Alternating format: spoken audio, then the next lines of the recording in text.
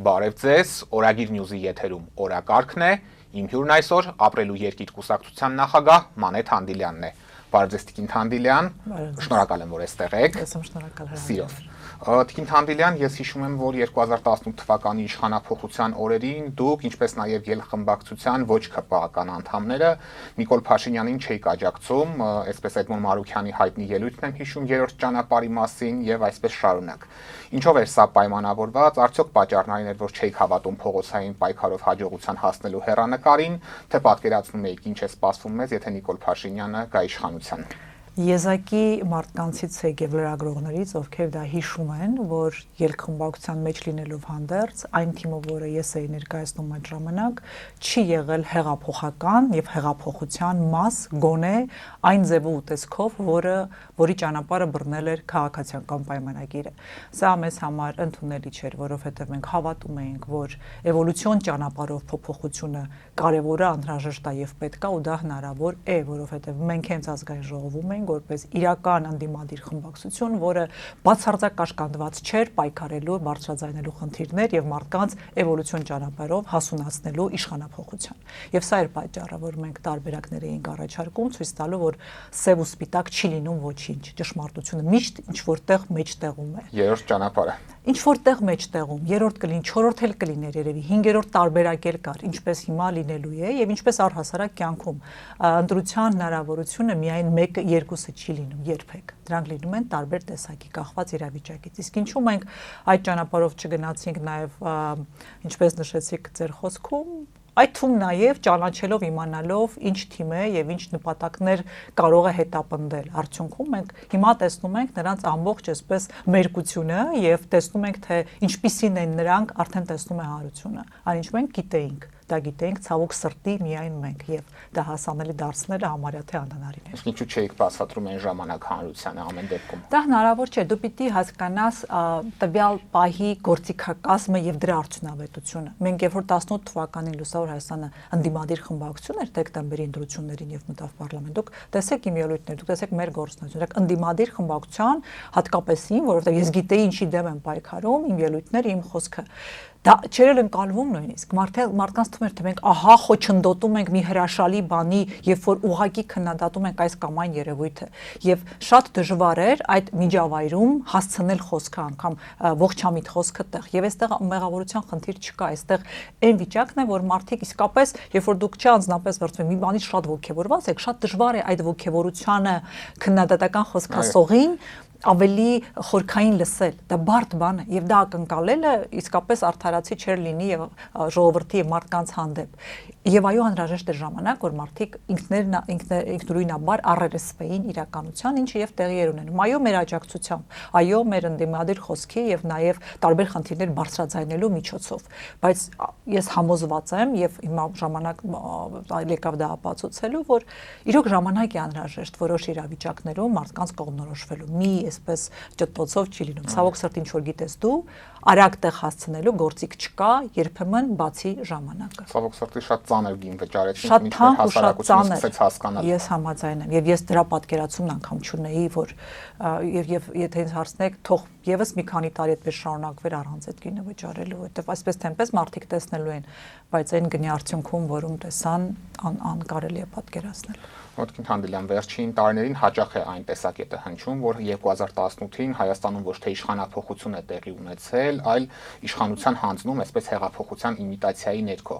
Այժմ երբ հետադարձ հայացք եք գցում 2018-ի իրադարձություններին, ձեզ համար որքանով են այս պնդումները համոզիչ, արդյոք Սերժ Սարգսյանն իր կամքով իշխանությունը հանձնեց Նիկոլ Փաշինյանին, թե այնուամենայնիվ իրավիճակը իր վերահսկողությունից դուրս եկավ եւ հեղափոխություն տեղի ունեցավ։ Առհասարակ ես դավադրության տեսությունների կողմնակից չեմ, այո, ես նույնպես կարող եմ ունենալ իմ կասկածները, իմ վերլուծությունը, այսպես պատճառահետևանքային կապը, բայց ես չեմ սիրում որպես քաղաքական գործիչ ասել բաներ, որոնք չեմ ապացուցելու եւ պատասխանատվություն չի կրելու այն անձը կամ երևույթը եւ դրա կատարողները ում մասին խոսում եմ։ Առհասարակ ես զերծ եմ մնում, թեպետ ինչպես բոլորը ես նույնպես կարող եմ դա եւ ստատուս գրել եւ մեզ օթում sense կասկածներ, բայց երբ որ տրամաբանորեն նայում ես վարքագծերը, հարցեր բազմաթիվ են։ Եվ ինձ համար երբեք պատասխան չունեցավ այն հարցը, թե ինչպես ստացվեց, որ ռադիոյի տուն մտան եւ դա մնաց անպատիժ։ Ու դա սկիզբն էր հեղափոխության։ Ինչպես ստացվեց, որ հրապարակվեց Սերժ Սարգսյանի այն տեքստը, որում Նիկոլը ճիշտ էր, ինքը սխալ, դա որևէ բացատրություն չունի ուժեղացնել մի մարդու ում դեմ իբրև կամ գործողությունների հետ հաշտ ու համերաշխ չես։ Եվ բազմաթիվ հարցեր կան, սա զուտ տրիվիալ մի երկուսն եմ ասում։ Կամ ինչու այլ տեխնոլոգիով չփորձեցին իրավիճակը հանդարտեցնել։ Մինչև այդ եւ ինչու իմանալով հանդերձ եւ այդ խոստումները տալով, հասկանալով, եթե այդքան տվյալներ ունեն, հասկանալով, որ դա կարող է բորբոքել ժողովրդական տրամադրություններ, ինչու գնացին այդ ճանապարհով, ինչու հենց բորբոքելու նպատակով եւ ունենալով հանդերձ այլ լուծումների հնարավորություն։ Եվ բազմաթիվ հարցեր, որոնց պատասխանը կստանանք միայն իշխանապողությունից հետո, որովհետեւ անպայման պահպանվել են ինչ-որ կոմունիկացիաներ, անպայման պահպանվել է ինչ-որ հետք։ Ես լինելու եմ այն մարդկանցից, ով դա բացահայտելու է, որովհետեւ չի կարող դավադրության միջոցով երկրում բան փոխվել եւ մարդիկ լինեն անտեղյակ ժողովրդի թիկունքի հետևում պայմանավորվածության արդյունքում եւ դա վաճառել մարդկանց եւ հետնել դրա հետևանքով տեղի ունենան իրադարձություններ, որոնց պատճառով ասում են, որ այդ իշխանության հանձնումը տեղի է ունեցել, դա բացահայտվելու է, ոչ ոք անպատիժ չի մնալու, որովհետև եթե եղել է պայմանավորվածություններ, որում հետո շարունակությունը այս իշխանության խոսքի մենք գիտենք, որ դա լինելու էր, ուղղակի առանց զոհերի, այսինքն ինչ գիտեիք, ումը հետ գիտեիք, ովքերով գիտեիք, ով պիտի պատասխանատվության ենթարկվի։ Այո, եւ այս բոլոր հարցերը պատասխան են ստանալու, վաղ թե ուշ դա տեղի է ունենալու։ Եվ այո, ես էլ լեգիտիմ իրավունք ունեմ կասկածներ հնչեցնելու, բայց պնդումներ չեմ անի, որովհետեւ ես մեկ կյանքի իրավունք ունի ես։ Այո, ունի եւ այդ հարցերը չեն պատասխանվել եւ չեն փարատվել եւ որևէ մեկին չթվա թե եթե դրանք այսպես կոծկվում են, ժողովուրդը այդ հարցերը փարատում, փակում է եւ մոռանում։ Ահա դրա համար էլ չեն տեղի ունենում փոփոխություններ, որոնց ձգտում է իբրև թե նախկին իշխանությունը, որտեղ մարդիկ դեռ խաբված են եւ իրենք գիտեն, որ մի բան կատարվել է, իրենք չգիտեն ինչ։ Վերջերս Նիկոլ Փաշինյանը մի առիթով հայտարարեց, որ կառավարությունը ինքն է եւ եթե որևէ մեկը կա կառավարությունում, ով իր դիրքորոշմանը հակասող դիրքորոշում ունի, ապա պետք է նույն պահին դիմում գրի եւ հեռանա։ Դուք Փաշինյանի առաջին կառավարությունում մի քանի ամիս նախարար եք աշխատել, սոցիալ-նախարարի պաշտոնն եք զբաղեցրել, անգամ նաև հակասություններ եք ունեցել Նիկոլ Փաշինյանի հետ, մի անգամ էլ հրաժարական ներկայացրեցիք, հետո ինչ-ինչ պատճառներով մնացիք։ Կպատկերացնեիք, որ երբևէ Նիկոլ Փաշինյանը նման բան կհայտարարեր եւ եթե նա 2018-ին նման բան հայտարարեր, կշարունակեիք իր հետ աշխատել։ Ես երբ որ մեր զրույցի սկզբում ասացին, որ ես ճանաչում եմ մարդկանց, ես նաև գիտեմ, որ այդ թաքնված էր նաև այն ժամանակ այդ տեսակ վարքագծի ընկալումը, այդ տեսակ վարքագծով ղեկավար լինելը։ Իհարկե ինձ որևէ բան չի ասվել, ինչու, որովհետև այն ժամանակ մոդայիկ էր ժողովրդավար Երևանը եւ ժողովրդահաճո տեսք ունենալը։ Հետևաբար իհարկե ինձ չէր կարող նման բան ասվել, դա իմ որոշումն է եղել եւ եթե կարիք կա կարող եմ բացատրել ինչու եւ ինչու դա տեղի չունեցավ, բայց այո դա իր վարկանիշին հարվածող բան էր անգամ այն ժամանակ։ Բայց այն որ նա դառնալու էր փոքրիկ դիկտատոր տարիների ընթացքում, ես դրանում կասկած չունեմ, որ դուք տեսնեք նրանց թիմի բաղադրությունը, կախվածությունը Նիկոլ Փաշինյանից եւ ով էլ ուզում է լինել, դառնալու էր այդպեսին, որովհետեւ ինքը ունի մի գործիք մարդկանց իրենից կախվածության մեջ պահելով եւ շանտաժի միջոցով լուծել հարցեր։ Սա Նիկոլ Փաշինյանի ձեռագիրն է եւ վաղ թե ուշ դա բացահայտվելու է։ Ինչու է նա կարողանում դա ասի եւ դա կարողանում անել ասելուց զատ, որովհետեւ նա տարբեր կառավարության անդամների վրա ունի տարբեր գործիքներ իրավական համակարգից ստեղծված եւ ունի, այսպես ասած, գործեր, կոմպրոմատներ, ժողովուրդը ասում է, չէ, գործեր ունի ամենքի վրա։ Այո, եւ նա այդ գործիքները օգտագործում է իր խոսքը անելու համար, իր ասածը անել տալու համար, որովհետեւ հեղինակություն չունի, հարգանք չունի դա անել տալու համար եւ վստահություն չունի ոչ մեկի կողմից։ Այդպես կարող ես անել, որովհետև այո, կառավարությունը վերջապես խոսքդ պիտի հարգեն եւ հավատան, որ դու իրապես ճիշտ բան ես ասում կամ որպեսզի կարողանաս աշխատել։ Այլապես պիտի ասես, ով ինձ հետ համաձայն չի, պիտի գնա, որովհետև դու չես կարող լինել համոզիչ, դու չես կարող լինել գիտելիքահեն եւ չես կարող հիմնավորումներ բերել քո խոսքի Եվ այդպիսի մարդիկ են վերածվում դիկտատորների, ինչը եւ տեղի է ունենում։ Հետևաբար այն, որ ինքը իրեն պիտի երևակայեր այդպիսին եւ Հիսուս Քրիստոսի տեղ դներ եւ Լուդովիկոս 14-ի տեղը դնել։ Պապ Թագավորի այսպես շարքը անverջ է, որ հենց ինքն է որ կա եւ ինքն է ներկայացնում երկիրն ու կառավարությունն ու մարդկանց, ցավոք սրտի դա տեսանելի այսպես զարգացում է։ Եվ դա դեռ չի ավարտվել։ Հիմա տեսեք եկեղեցին ընդունում էր Տիկին Թանդիլյան այն ժամանակ, երբ դուք եք պաշտոնավար։ Ես երբեք չի եղել ասեմ տեսակետ եւ դա չընդունվի կամ ինչ որ ձևով արգահատվի։ Ես դա ինչ ճշմարտության դեմ չեմ մեղանչի եւ եթե այդպես չլիներ, ես մի օր այդտեղ չի լինի։ Եվ ես նաև հրաժարական եմ տվել արդեն քաղաքական առումով հենց այդ պատճառով, որովհետև այդ նախարարության պատասխանատուն եւ դրա աշխատանքների ես եմ։ Եվ եթե ես ունեմ տեսակետ, որ հարցը պիտի լուծվի այսպես եւ վարչապետը Նիկոլ Փաշինյանը եւ մնացածը չեն կիսում այդ տեսակետը իդեպ, որը չէր տարբերվում իրենց տեսակետից մինչեւ հեղափոխությունը, ապա ես այդտեղ որոշեցի, որ ես անելիք չեմ ունենալու։ Բայց նաև մնալու պատճառը հենց այն էր, որ հանդիպումն իր հետ եւ այն որ դու փոխի ինչպես նպատակահարմար ես գտնում եւ մնացած կառույցների հետ աշխատի եւ բեր փոփոխություն դիտարկենք։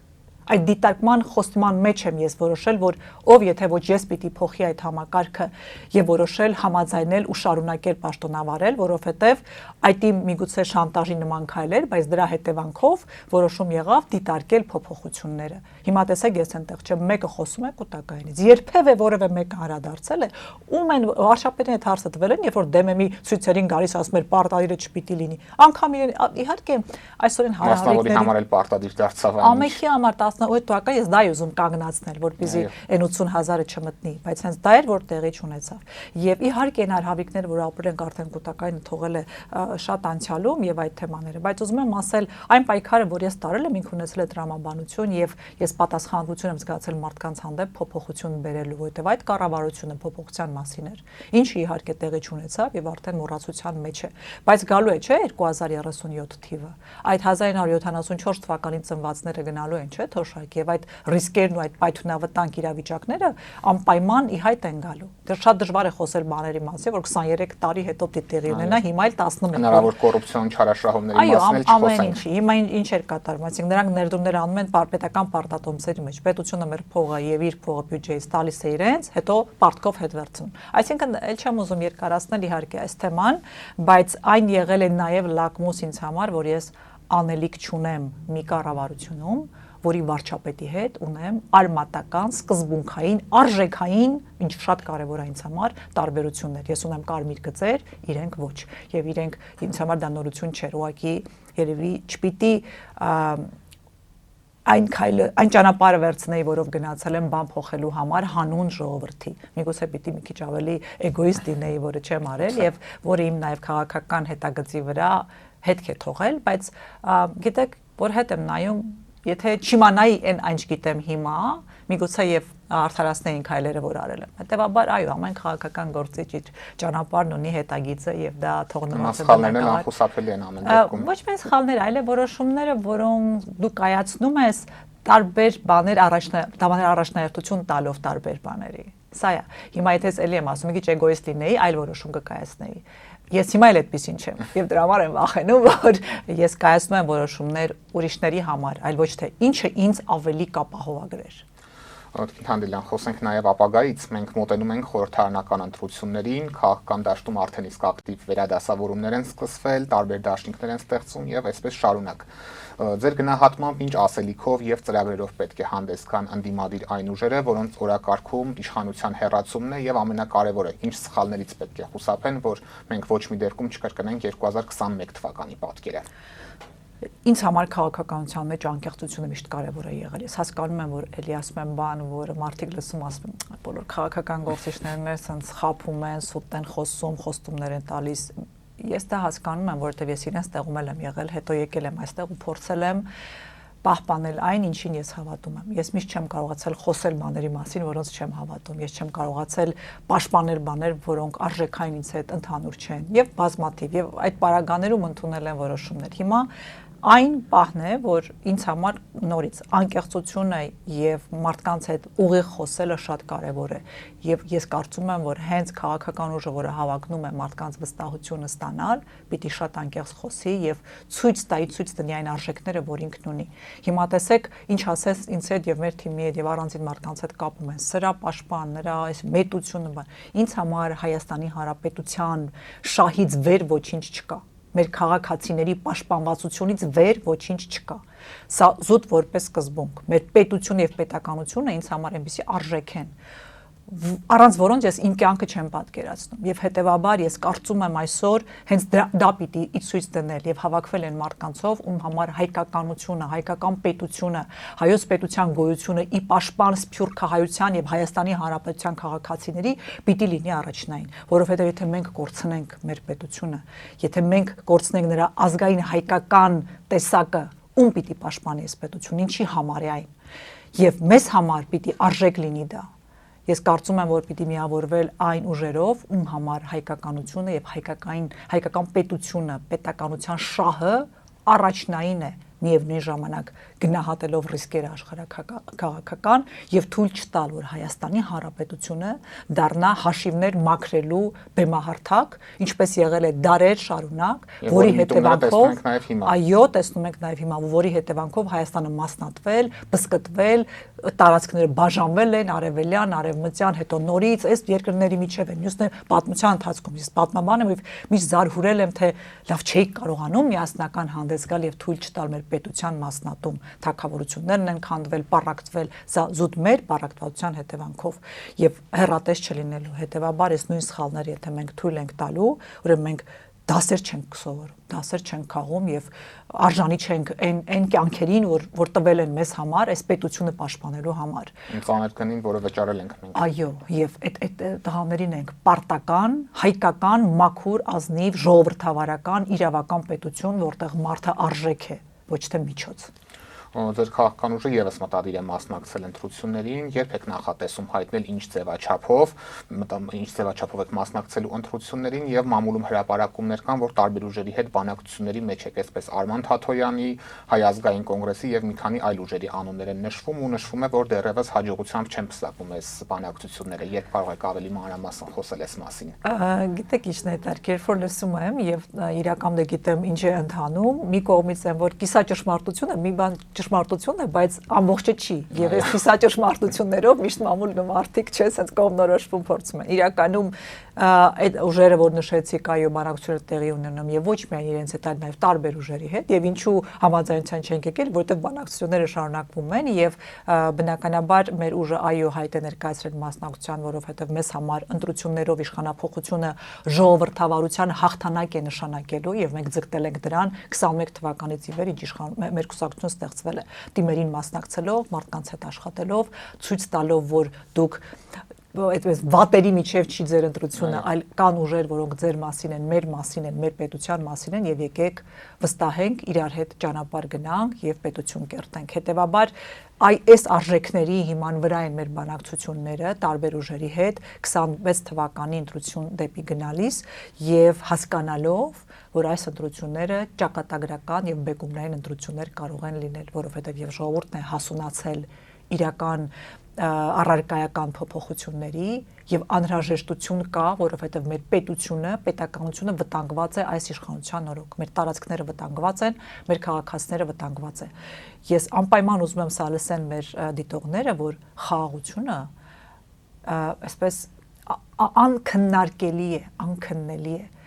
բայց խաղաղությունը պիտի լինի երաշխավորված եւ կայուն։ Եվ երբ որ դրա հիմքերը խարխուն են, այն ինչի վրա հիմա կառուցում են այս խաչմերուկը, դա խարխլված հիմքեր են։ Դա կայուն չի կարող լինել, երկարաժամկետ չի կարող լինել, որովհետև դիմացինի պահանջները եւ ախորժակը միշտ մեծանում է, կախված այդ հիմքերից, որի վրա այդ խաղաղությունը դրված է։ Մենք առաջարկում ենք խաղաղություն այնպիսի հիմքերով եւ երաշխիքներով, որը պիտի լինի երկարաժամկետ։ Եվ մենք հասկանում ենք, որ այո, համերաշխությունը ժողովուրդների միջև պարտադիր է, ժողովուրդների միջև, որպեսզի այս խաղաղությունը հարատև լինի։ Իսկ դրա համար անհրաժեշտ քայլեր կան ու առաջին հերթին քաղաքական։ Պետք է շահեր համադրվեն այս տարածաշրջանում, քանի դեռ մեր պետությունը ոտքի չի կանգնել այնպես, որ թույլ չտա որևէ կրակոց, որը մենք պիտի ունենանք այնպիսի երաշխիքներ գերտերությունների շահերի հավասարակշռման եւ համադրման միջոցով, որ դա լինի երաշխավորված, այլ ոչ թե Ալիևի բարի կամքից, ինչը հիմա տեղի է ունենում։ Նա ուղղակի ցանկություն չունի խարխլելու այն հեղեղուկ խաղաղությունը, որը կա, որովհետեւ ուզում են նպաստել Նիկոլ Փաշինյանի իշխանության վերարտադրմանը, հասկանալի, այո, ու հայտնի պատճառներով, եւ դա է պատճառը, եւ մեր խաղաղությունը կախված չպիտի լինի Ալիևի բարի կամքից, թշնամաբար տրամադրված հարևանների բարի կամքից, որովհետև թշնամին չպիտի որոշի խաղաղությունը ինչպես պիտի լինի, որ տարածքում նա դուրս չի եկել մեր տարածքից խաղաղությունից է խոսում, նա մեր որդիներին չի վերադարձրել գերությունից խաղաղությունից է խոսում եւ երբեմն չմոռանալով հիշեցնել արևմտյան Ադրբեջանի եզրույթը, բայց խաղաղություն է այդպես չի լինում խաղաղություն։ Իսկ մենք ուզում ենք խաղաղություն լինի կայուն հիմքերի վրա, բանակցությունների այնպիսի որակի վրա, որը պիտի բերի երկարաժամկետ համերաշխ խաղաղ ապրելակերպին մեր Հայաստանի Հանրապետության շահերի տարածքում եւ շահերի պաշտպանության։ Կարճ ասած իշխանության գալու դեպքում պատերազմ չեք հայտարարելու Ադրբեջանին, ինչպես է իշխանությունն հայտարարում, ոչ մի դեպքում, բայց չհայտարարածը Չինշանկում պատերազմի բացակայություն։ Մենք այսօր պատերազմի մեջ ենք, հիբրիդային պատերազմ է Ադրբեջանի հռետորաբանության ներքո մեր զիջողականության համատեքստում, չէ՞ որ պատերազմը միայն տարածքը չի։ Եվ այնինչ նրանք անում են հայկական արժեքների վերացում, եկեղեցիների քանդում, հայկականության վերացում եւ պատմությունը նրանք նորից փոխում են, նրանք այլ շարադրության պատմություն են գրում եւ մենք հաշտ ենք դրա հետ։ Իսկ հայ ժողովրդի նաև գոյության ակունքներում իր հիշողությունն ու իր պատմությունն է։ Երբ որ մեզ կոչում են ալբանական, չգիտեմ, այլ ցեղեր, որ քրիստոնյա ամեն բան նրանք վերափոխում են, անգամ քրիստոնեական մեր արժեքները, որի ինքնության կրողն ենք մենք, խարխլված է այսօր։ Եվ սա վտանգավոր է։ Իսկ ձեր մեջ գտել եք այն հարցի պատասխանը, ինչի մեր ժողովուրդը փաստացի ներեց Նիկոլ Փաշինյանին այս ամեն ինչի համար, երբ հիշում օրինակ ապրիլյան պատերազմի ժամանակ, երբ մենք ընդամենը 800 հեկտար տարածք էինք կորցրել Արցախում եւ պաշտոնական տվյալներով 75 զոհում էինք, նախկին իշխանություններին անարգյանքի սյունին էին գամում, ոչ մի կերպ չէին կարողանում ներել եւ 18 թվականի իշխանափոխության պատճառներից մեկն էլ հենց սա էր, հանրության ցասումի առնվազն։ Առաջին հերթին ես չեմ կարծում մեր ժողովուրդը ներել է։ Մեր ժողովուրդը չի ներել Նիկոլ Փաշինյանին, ուղղակի չի ներել եւ արդարացիորեն նախկին իշխանությունների արարքները նույնպես։ Եվ դրա մեջ է, որ նա ինչ է տեսնում։ Ունենք մի իրավիճակ, որտեղ սահմանին գրակոց չկա եւ իրավման, եւ ես բացատրեցի թե ինչու։ Պատճառ կապ չունի մարդկանց համար։ Այսօր ինչ են տեսնում, այդ գրակոցը չկա եւ դրա հետևանքով այնինչ անում է իշխանությունը, որ ամեն ինչ զիջում է էլիչիներում, բայց հասկանում է, որ միգուցե եւ դրա հետևանքով է, որ գրակոց չկա։ Ժողովուրդը ուղղակի չգիտի, որ դա Նիկոլ Փաշինյանի իշխանությունը պահելու գինն է։ Եվ հետո շատ ավելի ծանր գին է վճարելու։ Եվ շատ ավելի ծանր գին է վճարում։ Այո, որովհետև ինքը թանկ գին է վճարում պահելու համար իշխանությունը։ Բայց մեր ժողովուրդը տեսնում է, որ այնինչ արվել է այդ պատերազմի հետևանքը, պարտությունը, դա միայն Նիկոլ Փաշինյանի մեղքը չէ, մեծ մասն իրենն է, բայց նախկինում էլ եղել են բաներ երևույթներ, որոնց հետևանքով մենք ի վիճակի չենք եղել պաշտպանել մեզ եւ մեր տարածքները, հետեւաբար կարող է ամենքը շատ բան խոսեն ու ասեն, բայց ակնհայտ է չէ, որ սա մի օրվա եւ 2 տարվա վատ կառավարման հետևանք չէր, այլ ամբողջ 30։ Մենք կարող ենք փորձել մոլորեցնել ժողովրդին, չի մոլորվելու եւ ճիշտ է խուսափել այս ամեն ինչից, ինչը այո, կարելի է չսադրել, կարելի է հասկանալ, թե հիմա տեսեք դուք հիշեցիք 16 թվականը, որովհետեւ տարածքների չնչին կորուստ էինք ունեցել, բայց մեր ժողովրդին չէին պատմել այն մասին, ինչ օրինակ ես գիտեի, որ ես երեխա էի 91-92 այդ պատերազմի տարիներին, բայց հիշում եմ անգամ զրույցներ կար։ Ես զուտ օթում զրույցներն եմ հիշում, մեր ընտանիքը եւ շատ ներգրաված էր այդ process-ներում եւ պայքարի մեջ եւ այլն, որ տարածքներ են ազատագրում, որոնք հետո պիտի փոխանակենք Լեռնային Ղարաբաղի անկախության համար։ Ես երեխա այդ տողը հիշում եմ։ Դա ինչի տեղի չի ունեցել 30 տարվա ընթացքում։ Կարող է որոշել են, որ սխալ բան են ասել են ժամանակ, սխալ մոտեցում է եղել, բայց չէ որ այն ժամանակ նման ինչ որ մարդիկ են եղել, ովքեր այդ մտադրությամբ հասկացել են, որ մի բան պիտի զիջվի։ Փոխզիջում պիտի լինի, ուրեմն ու շատ ճիշտ մոտեցում է։ Անենք այնպես, որ զիջելու տեղը մեզ վնաս չտա, կամ այնպիսի բան զիջենք, որը միջազգային հանրության համար ընդունելի ընկալելի կլիներ։ Եվ 30 տարի մենք ուղղակի ժողովրդին կերակրել են մեկ այլ բան, հողի վրա եղել այլ բան։ Եվ սա է որ ժողովուրդը հասկանում է եւ մտածում, որ միգուցե Նիկոլ Փաշինյանը ինչ որ բան կա, որ անում է, որը պիտի արվեր նախկինում։ Օրինակ եմ ասում։ Այո, ես կարող եմ բացատրել, որ դա այդպես չի, թե ճանաչելով հանդերձ իրենց եւ տեսնելով վարքագիծը եւ այն բոլոր սխալներն ու սայթաքումներն ու խայտարակությունները, որ այս իշխանությունը անում է, երբեմն դեռ պիտի հասկանանք, սա դավաճանության հետևանք է, թե տգիտության եւ անմեղսունակության։ Ու այդ օրը գալու է, բայց այն, որ մարդկանց հնարավոր չի մոլորեսնել այսպես տեքստերով եւ պաթոսով, դա ճիշտ է, լավ է, եւ մեր մարդիկ ուղղակի պիտի մի քիչ ավելի խորամուխ լինեն։ Այո, ուզենան խաղաղություն, բայց հասկանան, որ վճարվող գինը կապ ունի կայունության, երկարաժամկետության եւ իրական խաղաղության հետ, ոչ թե լոզունգների։ Եվ ընդդիմադիր դաշտում այս պահի դրությամբ առաջատար դիրքեր են զբաղեցնում Սամվել Կարապետյանի քաղաքական ուժը եւ երկրորդ նախագահ Ռոբերտ Քոչարյանի Հայաստան դաշինքը։ Այս ուժերի հետ համագործակցությունը առնվազն հետընտրական ձևաչափով հնարավոր համարում եք եւ հատկապես Հայաստան դաշինքի մասով, որևէ պարագայում, եթե Նիկոլ Փաշինյանի հերացման գինը այդ հետընտրական կոալիցիայից կախված լինի, որին դուք պետք է միանաք, կհամագործակցեք։ Այն բանակցությունները, որ մենք վարում ենք, միտված է ստեղծել այնպիսի քաղաքական միավոր, որը լիակատար, լիարժեք վստահություն կվայելի։ Իսկապես, որովհետև ես կարծում եմ, որ այդ ուժերը, որ նշում եք, ու տարբեր ուժեր, որ կլինեն, ամենքը ունեն իրենց անելիքը եւ իրենց օրակարգը, որը ինչ որ չափով կարող է մեզ հետ համադրել լինի, ինչ որ չափով ճիշտ հակառակ։ Օրինակ Հայաստան դաշինքը եւ դրա առաջնորդը Ռոբերտ Քոչարյանը, ում կառավարման տարիներին նույնպես ապրել ենք եւ ինչպես կարող ենք վերադարձնել այդպիսի իշխանություն, դա բացառվում է։ Հիմա այն պլատֆորմները, որոնց շուրջ մենք աշխատում ենք եւ գաղափարախոսությունը, որոնց շուրջ միավորում ենք ուզում, հայկական պետության ամրացման մասին է։ Հետևաբար հարցեր են, չէ՞, մեզ տալու մարդիկ ասելու են ինչպես եք այդ նույն Հայաստան դաշինքի եւ նրա առաջնորդի հետ ամրացնում հայկական պետականությունը, երբ որ տարիներ շարունակ մեր ռազմավարական օբյեկտներն է օտարվել, երբ որ եղել է հնարավորություն իրավիճակ փոխելու, չի փոխվել, երբ որ տեղի ժողովրդավարությունը ուղղակի սպառ քարուքանդ է արվել այնպես, որ մարդիկ հիշում են սպանություններ, հիշում են կեղծված ընտրություններ, այդ ինչպես է այդ արժեքները պաշտպանելու։ Եվ իսկ չեմ սա մանրամասն բացատրում, որ տրամաբանեն նաեւ մարդիկ, թե ում հետ այո չի լինելու համագործակցություն, ում հետ հնարավոր է, բայց նաև մեր առաջնորդությամբ եւ ինչու ենք մենք այսքան երկարացնում նաև այդ քննարկումներն ու բանակցությունները, որպեսզի այդ առաջնորդությունն ու հայկական ընդգծվածությունը այս ուժի լինի այնպեսին, որ մարդկանց բավարարի իրենց ինքնությունը պաշտպանելու, իրենց արժեքները պաշտպանելու, հայկական պետությունը պաշտպանելու համատեքստում եւ իրենք վստահ այդ քվեն տան։ Եվ այդ պարագայում ես վստահ եմ, որ այն ուժը, որի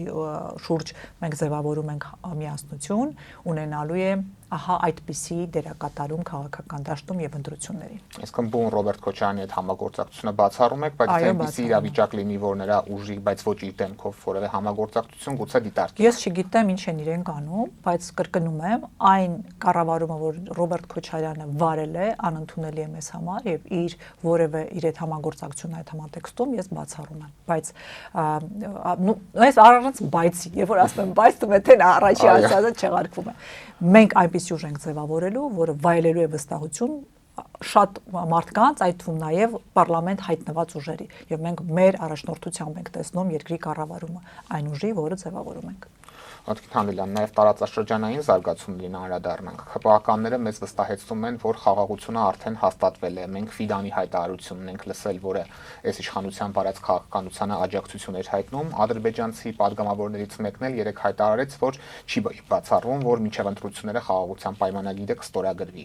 Ես ուզում եմ մենք այս սցենարին անդրադառնանք, որքանով եք սա իրատեսական համարում եւ եթե նման բան տեղի ունենա եւ падգամավորը հայտարարել, որ սա կարող է տեղի ունենալ այն դեպքում, եթե Հայաստանը պարտավորվի արդեն ընտրություններից հետո սահմանադրությունը փոխել,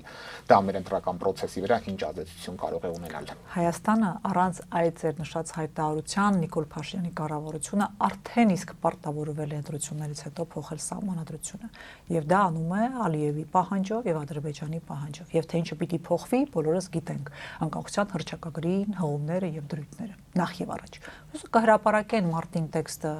ոնց որ թե հայտարարություն է եղել, եւ կտեսնենք, որ այդ թվում նաեւ այլ բաներ, բայց պատճառը փոփոխության մենք պիտի հասկանանք, թե ինչն է։ որովհետև այնպես չի, որ ես գոհ եմ այս համադրությունից, բայց ամենևին անկախության հռչակագրի մասին չէ խոսքը եւ այնինչ իրանք փոխում են հատուկ անկախության հռչակագրի համար։ Եվ այդ հայտարարությունը, որ անում է ադրբեջանցի պատգամավորը, ինձ հուշում է, որ իրենք էլ քանի որ այսպես զարկերակի վրա են պահում եւ ստուգում են, թե ինչ է կատարվում ժողովրդի տրամադրությունների մեջ, նրանք տեսնում են, որ Նիկոլ Փաշինյանի իշխանությունը չունի վարկանիշ։ Հետևաբար այս տեքստերով ոչ ուղղակի, այլ անուղղակի փորձում են աջակցել եւ հիշեցնել մարդկանց, որ եթե հանկարծ այս իշխանությունը չընտրվի, խնդիրներ կլինեն։ Բայց ես վստահեցնում եմ, որ այդ խնդիրները ոչ միայն չեն լինի եւ խաղաղությունը այս իշխանության մասին չէ, այս իշխանությունը զիջումների եւ մասին է, որոնց գնով եւ որոնց համար նա իշխանություն պայելու համար նա պատրաստ է ստորագրել յուրաքանչյուր թուղթ։ Ես չեմ բացառում նաեւ, որ հնարավոր է դա ստորագրվի, եթե այն պարագայում որ տեսնեն ել ավելի է անկում ապրել Նիկոլ Փաշինյանի հեղինակությունը։ Եվ սա աջակցություն է լինելու իրեն, որովհետև այս իշխանության քարոզը նաև մեր դեմ լինելու է, որ մենք խաղաղություն ենք, մնացածը պատերազմ։ Դա սուտ է, պատերազմի եւ ոչ պատերազմի միջև է լինելու։ Դա սուտ է, դա մանիպուլյացիա է, դա լկտի սուտ է, եւ նա փորձում է այդ ձևով ընտրվել, որովհետև այդ մի խաղակարտն ունի եւ Ալիևն ու Թուրքիան նրան օգնում են այդ խաղակարտը օգտագործել, բայց մեր ժողովուրդը պիտի հասկանա, որ մեր ուժի մասին եմ ասում եւ այն բանակցությունը, որ մենք վարում ենք, մենք որևէ կերպով ոչ մի ձևով պատերազմի չենք տանելու Հայաստանի Հանրապետությունը, որը գտնվում է ծանրագույն բարոյահոգեբանական, տնտեսական եւ ռազմական վիճակում։ Սա ուղղակի արկածախնդրություն կլինի դա անելը եւ որևէ պարագայում դա տեղի չի ունենալու։ Բայց հիմքերը, որոնք պիտի գցենք մենք, տարբերվում են այն հիմքերից, որոնք հիմա անում է այս իշխանությունը։ Դարձնելով, ստեղծելով թշնամիներ եւս մեկ, խոշորացնելով թշնամական տրամադրված մեր հանդեպ երկրներին եւ հնարավորություն չստեղծելով մեզ դառնալ կամուրջ տարբեր շահերի, այդ թվում նաեւ Թուրքիայի, Ադրբեջանի, տարանցիկ, տարեֆտրի, տնտեսական եւ այլնի։ Նրանք այնինչ անում են, սա բախման է բերելու հետագայում։ Իսկ իշխանության գալու կամ մաս կազմելու դեպքում Փաշինյանի ստանձնած պարտավորությունների հետ ինչ եք մտադիր անել, նույն սահմանադրությունը փոխելու մասով անդրադարձակ, բայց նաև կխնդրեմ Թրամփի ուղու մասով ունենք պայմանավորվածություններ, այս մասով ինչ եք մտադիր անել։ Սահմանադրություն փոխելու մասով ես ու անդրադարձա համատեքստում, որ այո խնդիրներ կան սահմանության մեջ, բայց եթե ինձ եք հարցնում, դա առաջնայինը չի։ Այսինքն այո, այդ սահմանադրությունն է Նիկոլ Փաշինյանին սուպեր վարչապետ սարքել եւ Լյուդովիկոս 14-ի տեղն է դնում իրեն հենց այդ սահմանադրության նաեւ հետևանքով։ Սերժ Սարգսյանի կոստյումը։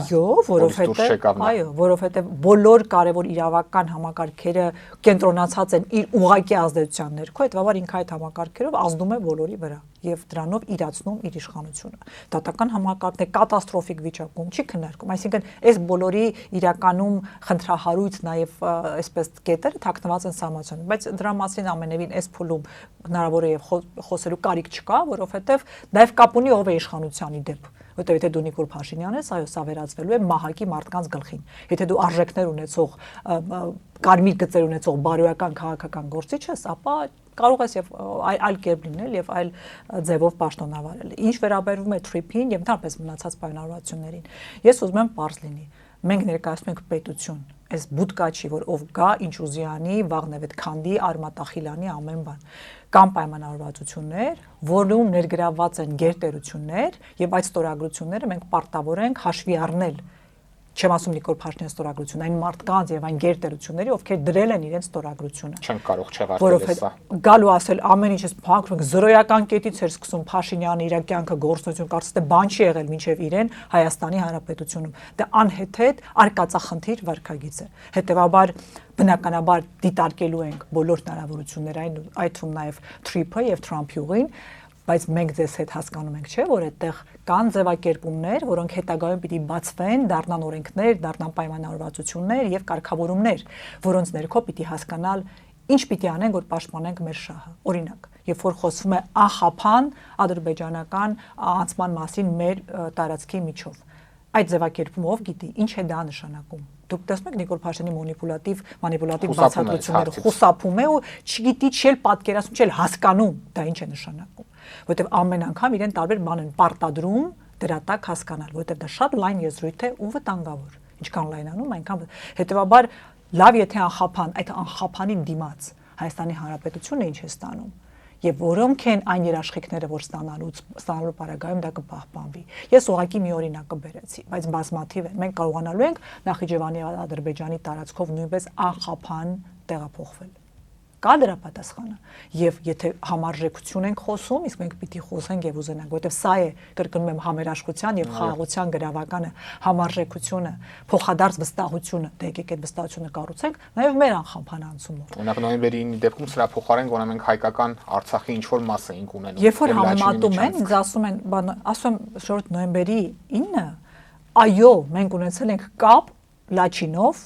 Արցախի հետ։ Եվ դա այո եղել է այս պարագայում եւ այս իմաստով անխափան, բայց մենք ունեցել ենք դիմացը Արցախ։ Եվ այդ պայմանը չի կարող գործել, դեռ մենք դիմացը չունենք այլևս Արցախ։ Հիմա Արցախի ժողովրդի իրավունքը պիտի խոսել այդ մասին։ Դա ոչ միայն պիտի խոսել, դա զրկել է դրա մասին չխոսելը, զրկել է Հայաստանի Հանրապետությանը կարևորագույն խաղաքարտից։ Դրա համար է այսօր Ալիևը հանգիստ 300,000 ադրբեջանցիների մասին խոսում եւ ավելի խիստ խոսելու է ընտրություններից հետո, եթե ընտրվեց Փաշինյանը։ Եվ եթե մենք չենք խոսում, ինչի նշանակում է, չի խոսում, ինչպես Նիկոլ Փաշինյանն է հայտարարում։ Եվ խոսելու է, եւ մեր չխոսելը բերելու է նրան, որ դրանք ոչ միայն, այդ չեմ ասում դրանք համարժեքել չեն, սա ավելի բարձր մակարդակ է, բայց նրա փոքր ունեցած մի բանը նա դարձրել է 300,000 հայ, եւ մենք Արցախում բնական իրավունք, ապրելու բնական իրավունք ունեցող մարդկանց իրավունքը անգամ սեղանին չենք դնում։ Հայաստանի Հանրապետությունը սա զրկել է բանակցային դիրքերից, թե ոչ։ Սրա մասին գերիների մասին չխոսելը զրկել է Հայաստանի Հանրապետությունը բանակցային դիրքերից, շահեկան դիրքերից, թե ոչ։ Այս հարցերը պիտի խոսել եւ հասկանալ, որ Փաշինյանը չի տանում իրական խաղաղության, որովհետեւ սրանք օրակարգից հանելը հղի է Հայաստանի Հանրապետության տարածքային ամբողջականության վտանգմամբ։ Եվ երբ որ ընտրություններից հետո 300,000 հայերի ադրբեջանցիների հարցը նորից կառաջանա, մենք պատկերացնում ենք դրա իրականացումը ինչ է նշանակում, ինչու պիտի Նիկոլ Փաշինյանը դա չիրականացնի, այդ ոնց, երբ որ հիմա չի հակադրում որևէ բան դրան։ Եվ դրա հետևանքով Հայաստանում ինչ process-ներ տեղի կունենան տարիների ընթացքում։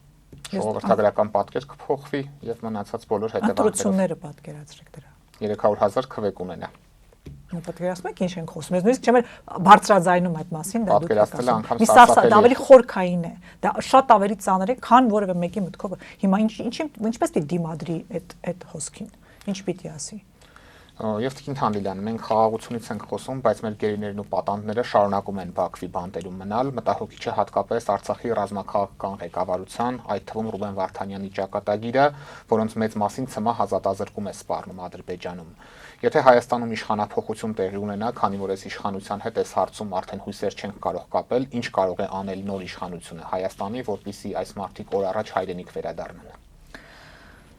Եվ նորից խոսելով խաղաղության մասին, խաղաղությունը իրական է, եթե քո որդիներ գերության մեջ չեն, քո այն, այսպես ասեմ, հարևանի հետ, ում հետ խաղաղության մեջ ես։ Բայց սովորական, եթե կենցաղային խոսքով նույնիսկ, ինչպես է դա հնարավոր դիմացի հարևանը քո որդուն գերի պահի ու լինի խաղաղություն։ Ոնց ես մոռանալու այդ մասին, հա մոռանալու ես։ Այդ դեպքում մենք ով ենք, ինչպիսի նկարագիր ունենք, մենք մեզ հարգում ենք որպես ժողովուրդ, արժանապատվությունը կորցրած մարդը ինչպես է ապրում։ Այս ամեն ինչը հարցեր են, որ մենք, ես ուզում եմ մեր ժողովուրդ ամեն ոք ինքն իրեն տա։ Հետևաբար դա պիտի լինի մեր պետության նաև անելիքը, պատասխանատվությունը այս մարդկանց վերադարձնել։ Եվ սա պիտի լինի կուզեք թղթի վրա, կուզեք պայմանավորվածության, բայց ես համոզված եմ, որ այս իշխանությունը ոչ միայն չի պայմանավորվելու այդպես, նա չի ուզում ռազմաքաղաքական ղեկավարության վերադարձ։ Նա վտանգներ է տեսնում սեփական իշխանության հանդեպ, իսկ վտանգ է տեսնում, ես ասում եմ իշխանության, այլ ոչ թե խաղաղության կամ մեկ այլ օրակարգ, ես համոզված եմ, այնտեղից վերադարձող մարդիկ են շատ լավ հասկանում, որ խաղաղությունը անհրաժեշտ է եւ իրենք դրա մասին են։ Եթե դուք վերընթերցեք կամ հիշեք Ռուբեն Վարդանի խոսքերը, դա բարիդրացիական հարաբերություններ հաստատելն է Ադրբեջանի հետ։